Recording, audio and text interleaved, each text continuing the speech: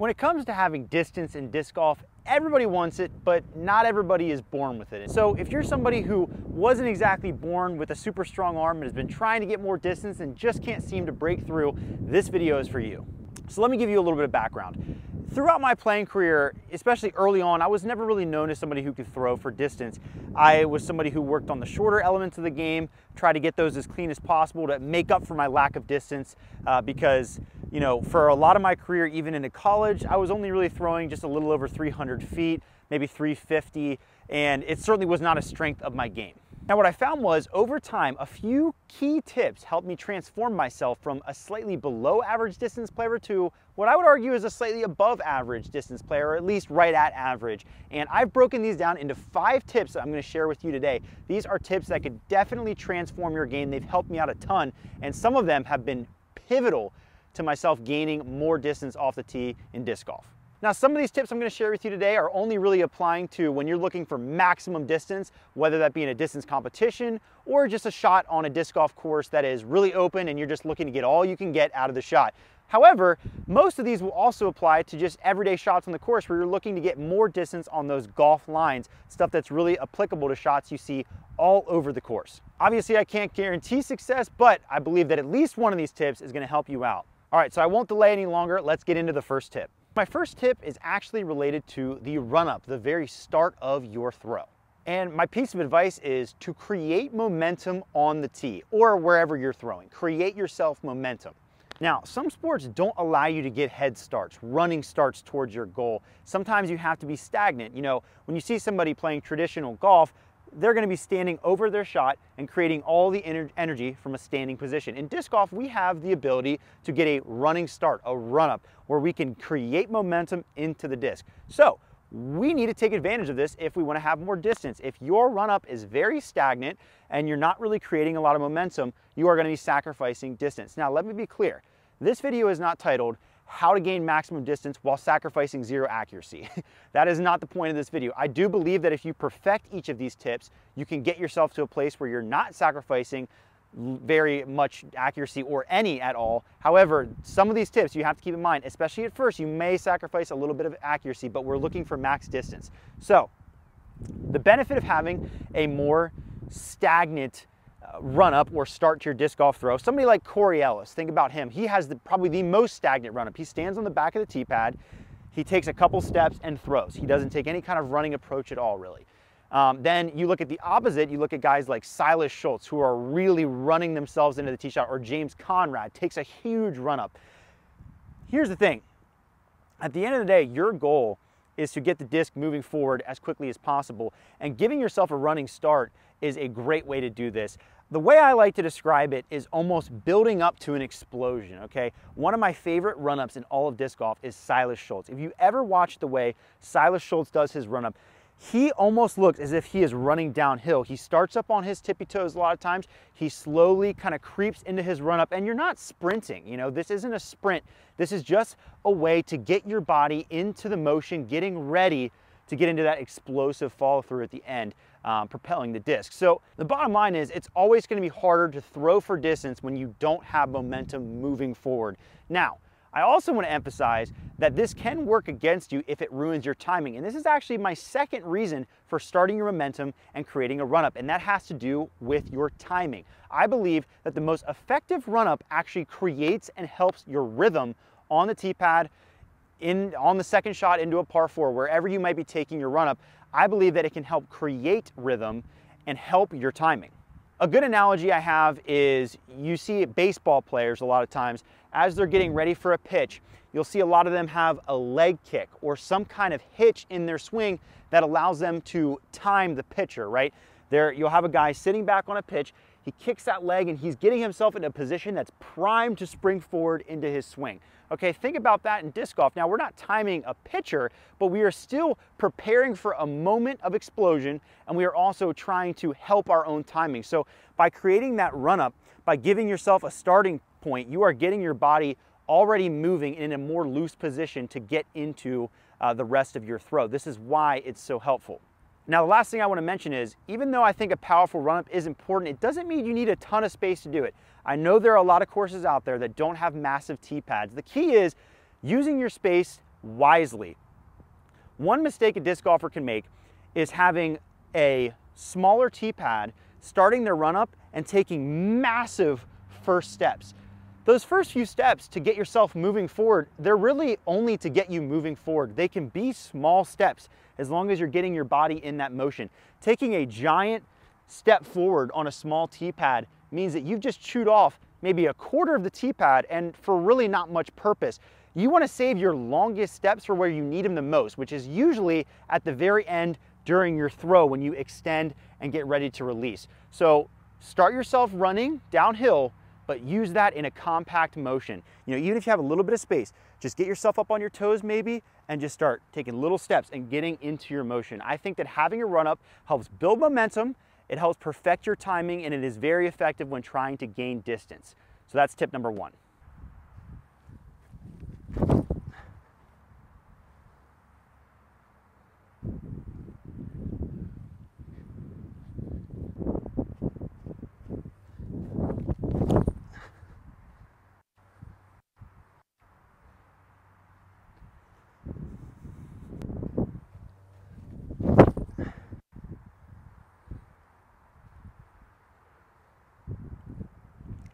All right, tip number two is to streamline your form and don't waste energy. Now, this tip relates directly to what we just talked about, because in tip number one, I wanted you to focus on getting as much momentum into the disc as possible. We want to start to build up energy for the throw. So tip number two is don't waste that energy. Something that I used to be very, very bad at up until recently was creating a lot of momentum and then coming to a screeching halt because my throw and my form was breaking down all the momentum and didn't know how to carry it into the throw. And I will absolutely say your run-up is a waste of time if you're going to have a big, nice run-up, you're getting your body in motion, and then your body basically is going to get to a halt point before it's going to throw, and it sits in that halt point for too long.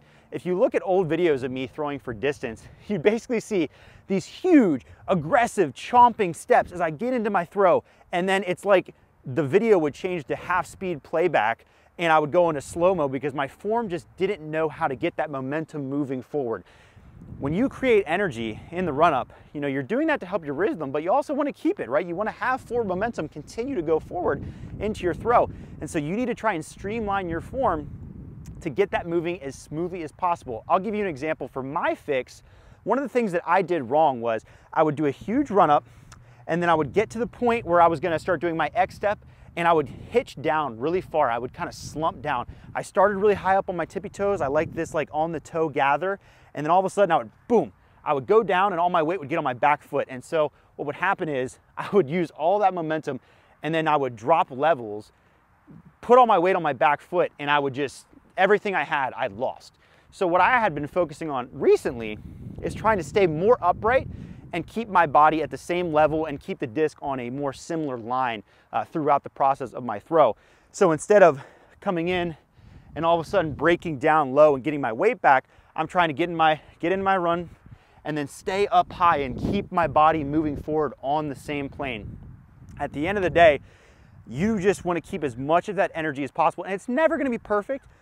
You're rarely going to see anybody able to not slow down a little bit during their throw, but you just want to preserve as much as possible. Another part of this equation relates to the nose angle of the disc and your attack angle.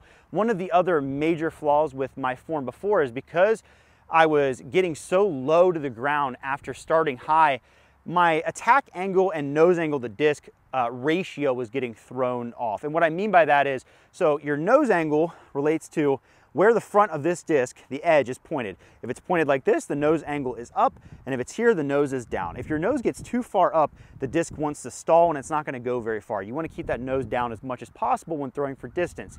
And your attack angle is the angle at which you're releasing the disc. It has more to do with your arm because you can have an upwards attack angle but have the nose down. And what's more common actually is people, they're trying to fix their nose down or their nose up issue. So they think, oh, I'll throw the disc down. But what happens is it's more of a hand issue. They attack downwards, the nose of the disc stays up, and that's how you get an air bounce, because what's happening is the disc is traveling down and then it catches all that air under the nose of the disc and it bounces up into the air. So another part of this equation, when we talk about wasting energy, you don't want the disc to get in its own way. So making sure that you're keeping that disc on as level a plane as possible and simplifying that path so that your attack angle and nose angle can match and be efficient together, that is another very important part of step 2. All right, tip 3 is a very important one, and one that not a lot of people consider, especially because they a lot of times try to emulate pros that they see throw far, and that is find your distance line. So what I mean by this is a lot of people have different forms, right? Everybody you watch throws the disc differently, and there's nothing wrong with that per se. There are certainly right things to do, we think, when throwing a disc, but there are different ways to accomplish that. That's why there's a lot of really good disc golfers who look different when they throw the disc.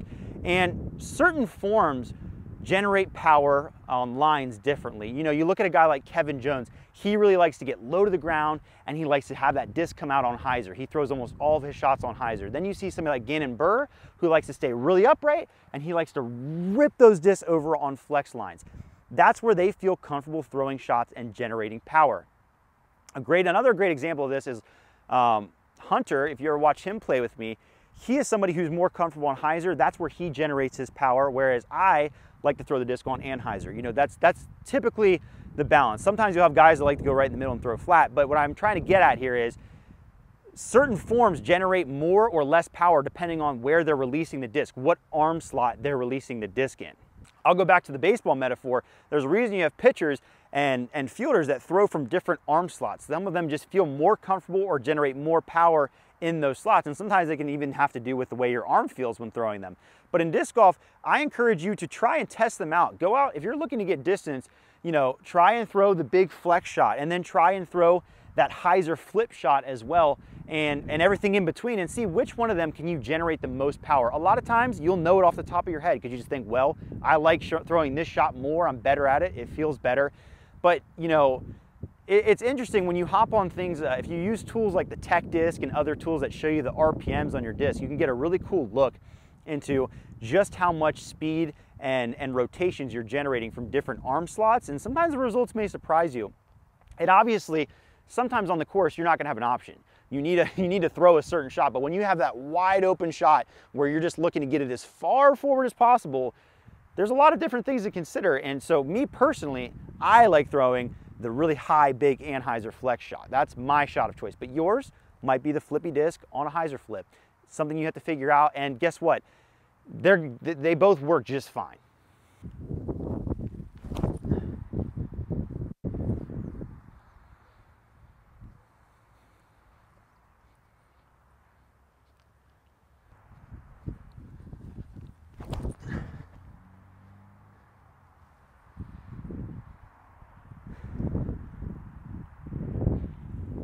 Okay, we're moving on to tip number 4 now, and that is find your disc.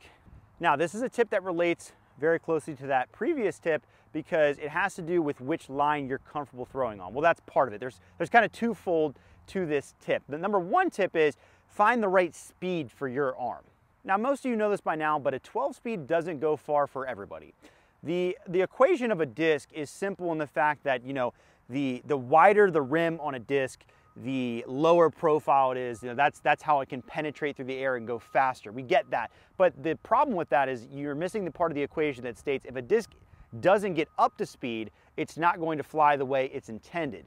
And faster discs require more speed to get up to speed.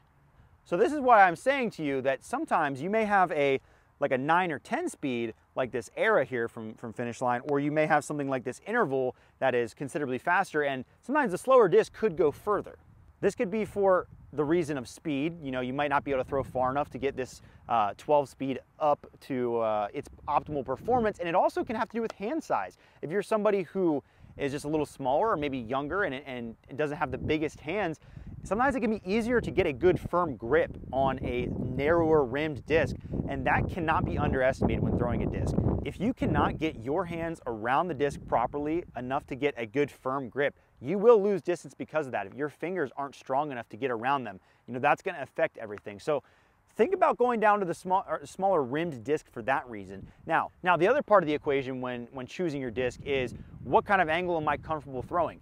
if you're somebody like me that's throwing the huge knifing flex anhysers, you need something very overstable to handle that, because you're throwing something as fast as you can on basically a roller line and allowing the disc to do the work for you in that sense and pan out and then fade left at the end.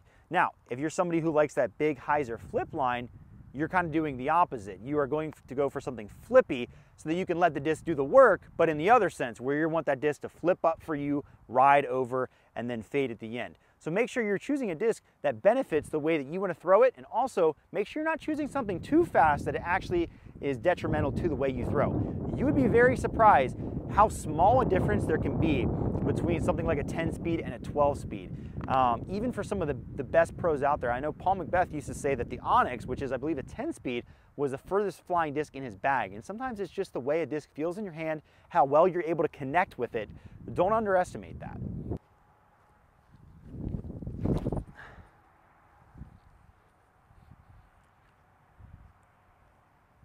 Dude, those things mush.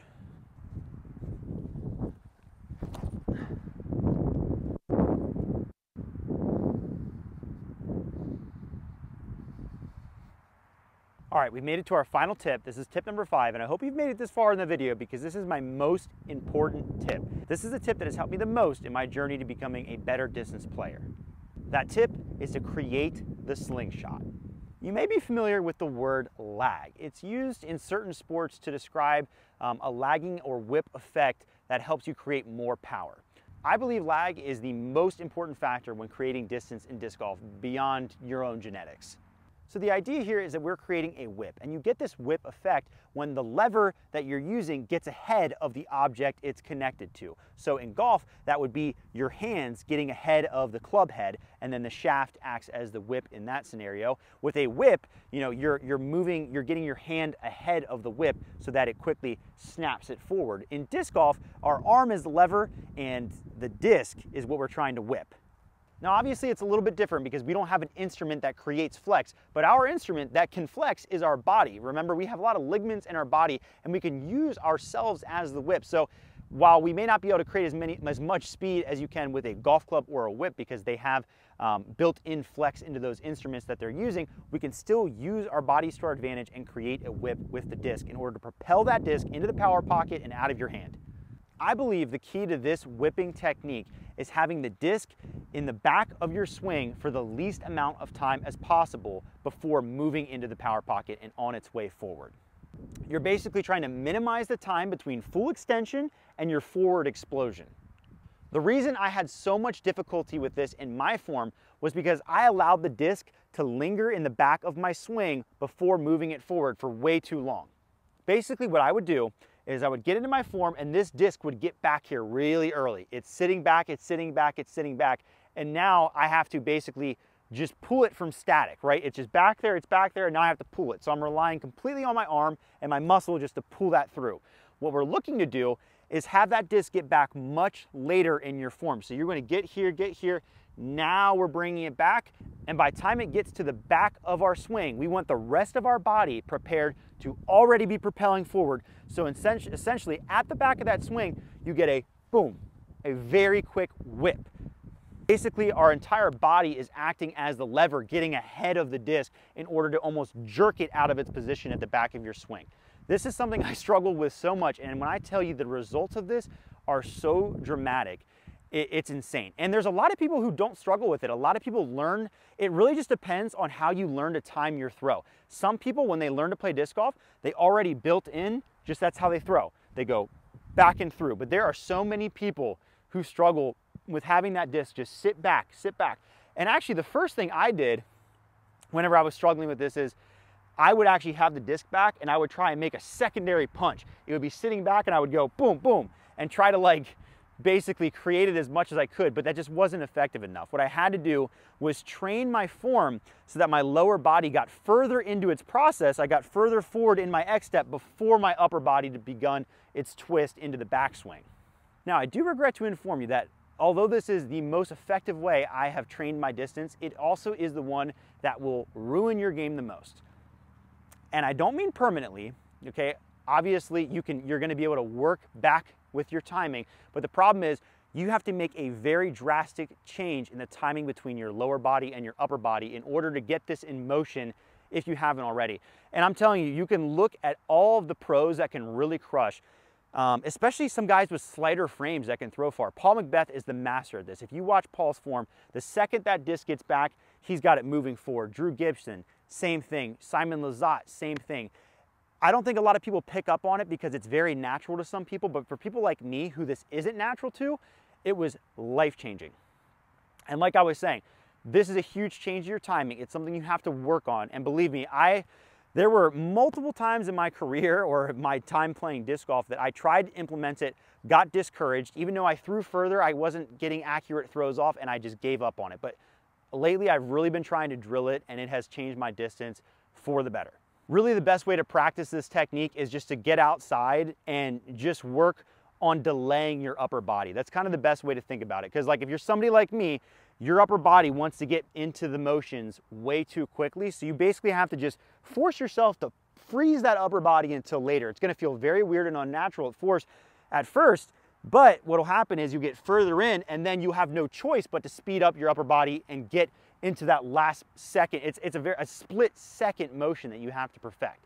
I'll kind of show you the differences here. I'll do one where it lingers back and hopefully not reinstall a bad habit into my game, and then I'll show you what I would be looking for. Okay, so I'm gonna let it linger back this time. Okay, disc goes back, and then I pull it through. And it works fine, but the problem is I get back there, and now that I haven't done that in a while, it feels so weird, but you get back there, and there's no more power to gain. Everything now has to come through. So you're just kind of left out there and you're stalling energy. It's kind of like that second tip where you're just wasting energy. All right, now I'm gonna throw a shot how I normally would these days, where my upper body is gonna get back at the last second and pop that disc off like a whip.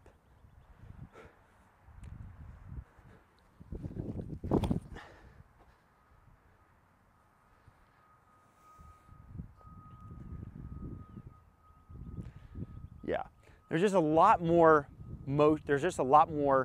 explosiveness at the release, and I'm not even perfect at it. My arm still hangs back more than I'd like, but the idea is, at least at the end, you're only staying in that final area of your throw for the least amount of time as possible. I'm telling you, I have found so much success with that. I think creating lag is the key to distance, and I believe it can help you too. So that's all the tips I have for you today. Hopefully at least one of these tips is gonna help your game. Hopefully I didn't ruin your game with any of them. I believe that these tips are the keys to getting my distance improved over time, and I think they can help you out too. So leave a comment down below if you knew any of these tips, if you've been working on them, or if you're gonna try them out, and let me know if you've had any success with them. Hopefully they will help you throw just a little bit further. Thanks again for watching this video. I may or may not be recording for next week. I know I have not missed an upload since the inception of this channel, but I am having a baby very soon. At the time this video is out, it may be happening as you're watching this. But so I may not be back next week, but I will be back the following after that. So yeah, just give me some grace on that, becoming a dad again. So yeah, I'll see you when I see you.